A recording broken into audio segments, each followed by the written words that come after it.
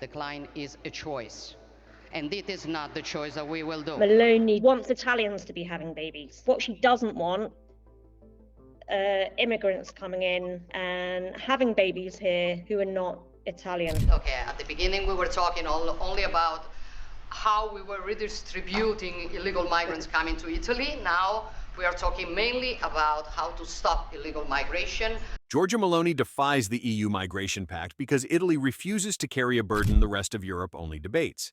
I have watched Italy face 130,000 arrivals in a single year, while Brussels discusses solidarity on paper. Nearly 70% of Mediterranean crossings land on Italian shores.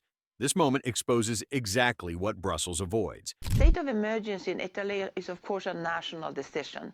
But as how I understand this helps Italy to cope with improving the reception capacities in a quicker way in the country. And whenever Brussels praises solidarity, I look at the redistribution systems.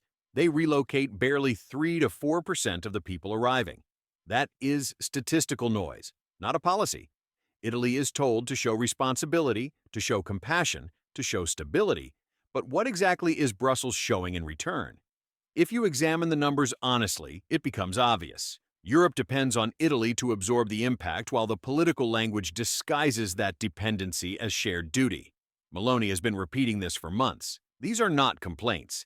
These are facts that the rest of Europe refuses to acknowledge until Italy forces the issue. Reception capacities in a quicker way in the country, and that's absolutely necessary with these huge numbers of arrivals. But it's important to say Italy should not be alone. We have to support Italy here. The deeper problem sits in the legal foundations.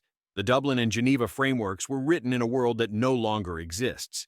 They were created before modern human trafficking networks turned mass movement into a multi-billion-dollar business. These networks operate with routes, logistics, financing chains, and an efficiency that old treaties never imagined. Italy reports that 9 out of 10 arrivals do not meet United Nations refugee standards. That statistic alone exposes the gap between today's reality and frameworks built in a softer era. Giorgia Meloni, the Italian Prime Minister, is nationalist, she's traditionalist, she talks about defending the traditional family. She wants Italy for people who look Italian, who are born to Italian parents. Yet Brussels insists the answer is a fresh migration pact filled with administrative obligations. The core of it revolves around mandatory redistribution. Countries that refuse to accept quotas face financial penalties drawn from cohesion funds worth €392 billion across Europe. That figure shows the scale of resources tied to compliance. These funds are lifelines for infrastructure, agriculture, development, and regional support. When those funds are used as leverage, it stops being cooperation and becomes conditional obedience. She says is illegal immigration. Non consentirò che l'Italia diventi un campo profughi d'Europa. Another layer of concern rests in the plan for centralized asylum oversight.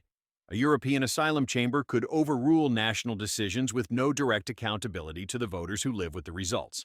This is the heart of Italy's frustration. Decisions about who enters the country would shift from Rome to an office far removed from local realities. Meloni raised this issue repeatedly. She argues that democratic legitimacy cannot disappear behind new institutions created to manage a crisis that old treaties failed to anticipate. Italy is at the forefront of immigration in Europe. This is where the vast majority of people are arriving. And although she's attempted to nurture a more moderate right-wing image over the last year or so, she is still very much loyal to... This is where Italy draws its line against the mandatory solidarity mechanism. Rome challenges the idea that quotas enforced through financial tools can fix structural imbalances that frontline states experience every day. Administrative redistribution targets do not change the geography of the Mediterranean. They do not reduce arrivals. They do not address the operational load carried by the Italian Coast Guard, which has already rescued more than 30,000 people this year alone. That workload is not theoretical. It is daily, physical, and relentless. They have rescued, I think, already more than 30,000 people this year. They are doing a tremendous good job here. And we also have the NGOs, but to a much lesser extent, of course. The state initiatives are the big ones when it comes to search and rescue. Frontline states warn Brussels that the system cannot be repaired through slogans about unity. If redistribution compliance never reaches beyond 3 or 4%, the system is broken at its core. Italy's argument is simple. You cannot demand equal responsibility from countries with zero arrival pressure while expecting frontline states to absorb the consequences of geography forever. The refusal to sign the pact becomes more than a symbolic gesture. It is the first major resistance from one of Europe's largest economies, and that matters because size translates into leverage. Get some inkling into Meloni's strategy on immigration. Useful to look at the comments she has made on Italy's declining birth rate. What surprises many observers is how Italy does not just reject Brussels' proposals, it creates alternatives.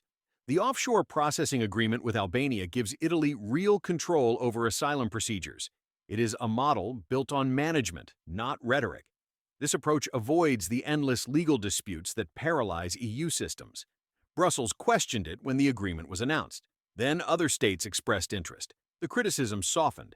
That shift alone tells you how fragile the Brussels consensus has become when confronted with operational solutions. Italy is under a huge pressure, and I think they are managing it pretty well. But they should not be alone. I must say that what we see now from the Italian Coast Guard is really impressive. Italy also pushes for legal pathways through structured work permits. This is not a contradiction. It is a way of drawing a clear line between legal economic migration and the uncontrolled flows that strain every institution. Italy argues that people who enter through regulated routes contribute to the workforce and integrate more predictably. The argument reshapes the debate because it shows that controlled migration is possible without surrendering border authority to central institutions.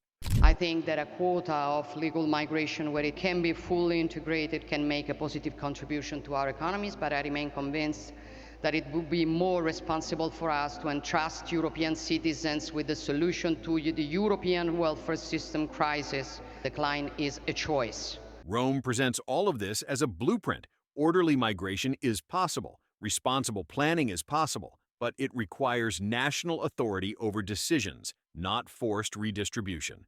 Meloni uses these countermodels to expose how Brussels relies on outdated mechanisms while claiming visionary leadership. Her point is straightforward. The Union cannot govern a 21st-century migration system with frameworks created decades ago. Modern pressure demands modern tools. This is why the clash matters. Italy is not simply rejecting a pact.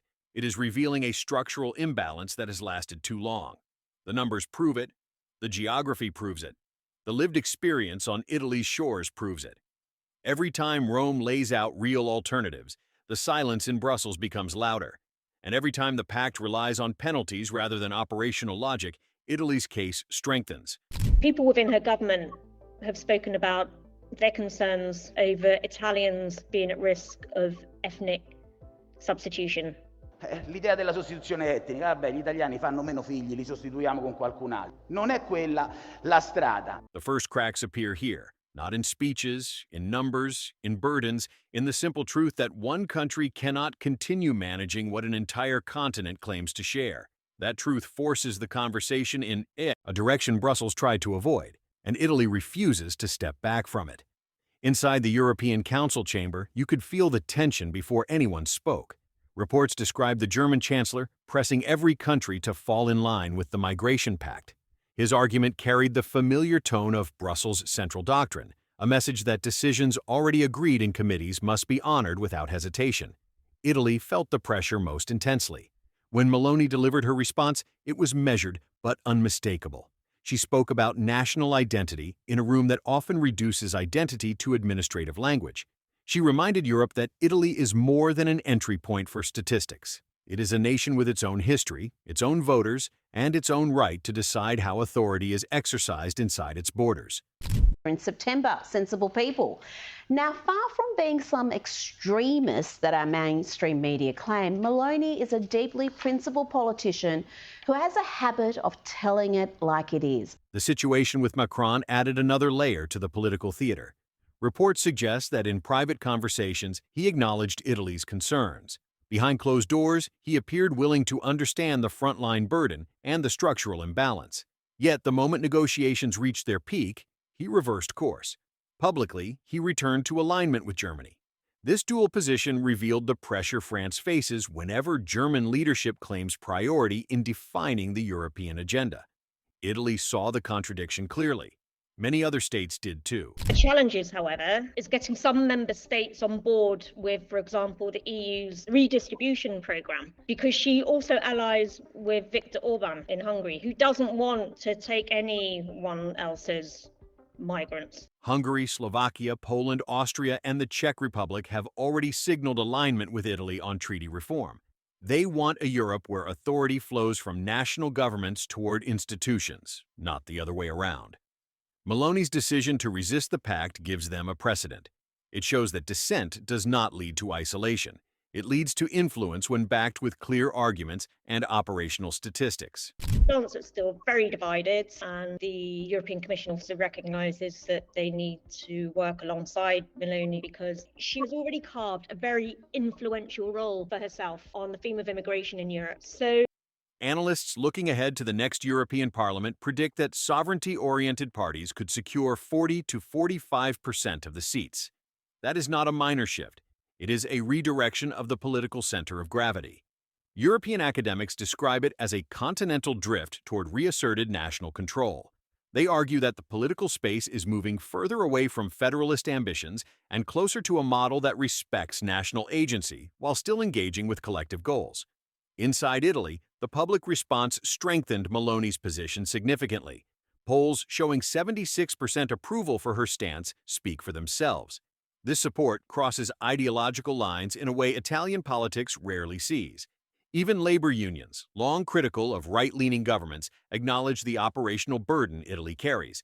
They recognize that migration pressure is not theoretical. It touches every administrative system, every coastal operation, every local authority managing arrivals. This recognition creates a rare unity that political parties usually struggle to build.